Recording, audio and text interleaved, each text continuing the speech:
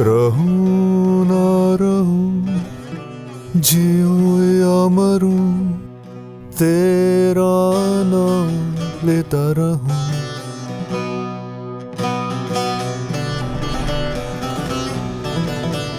मैं अपने माजी से जान छुड़ाना चाहता हूँ अहमद चचा, मगर वो मेरा पीछा ही नहीं छोड़ता।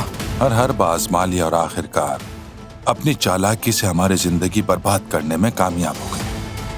तुम जानती हो मैं हसन काराबे हूँ। अब तक जो कुछ भी हुआ है उसकी बहुत भारी कीमत अदा करनी पड़ेगी।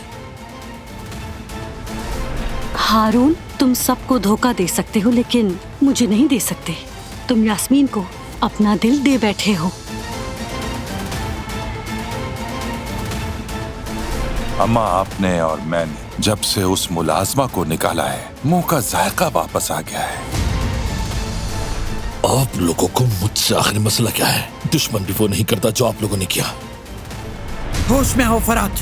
अब जो हुआ और जो हो रहा है सबको बताऊंगा मैं। आप देखिएगा कि सबको पता चल जाएगा और आपकी असलियत सबके सामने लेकर आऊंगा मैं। बाबा, फरात क्या कह रहा था?